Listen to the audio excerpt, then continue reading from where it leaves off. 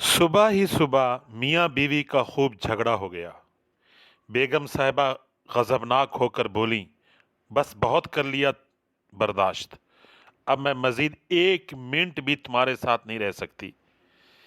मियाँ जी भी तैश में थे और बोले, मैं भी तुम्हारी शक्ल देख देख कर तंग आ चुका हूँ। दफ्तर से वापस आऊं तो मुझे नज़र ना आना घर में। उठाओ अपना टीन डब्बा और निकलो यहाँ से। मियाँ जी गुस्से में दफ्तर चले गए। बेगम साहिबा ने अपनी माँ को फ़ोन करके बताया कि सब कुछ छोड़ छाड़ कर अपने बच्चों के साथ आपके पास आ रही हूँ। अब मैं मज़ीद नहीं रह सकती इस जहन्नुम में। इस जहन्नुम वाले घराने में मेरा गुजारा नहीं है। माँ ने कहा, बंदे के पुत्र बन, आराम से वापस बैठ जा।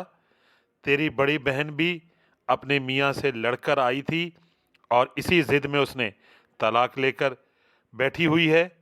अब तू वही ड्रामा शुरू कर रही है।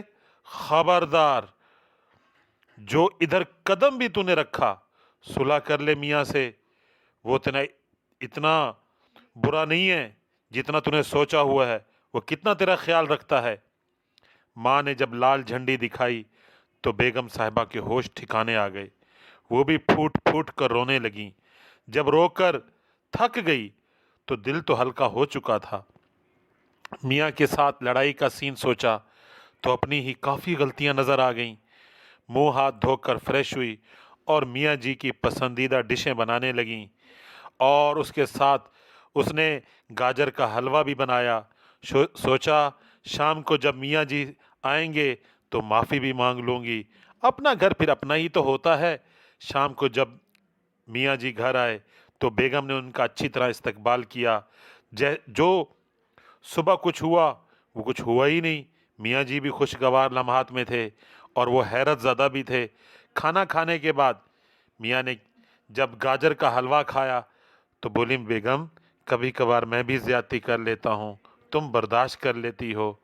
बंदा हूँ आखिर, बशर हूँ, गुस्सा आ ही जाता है।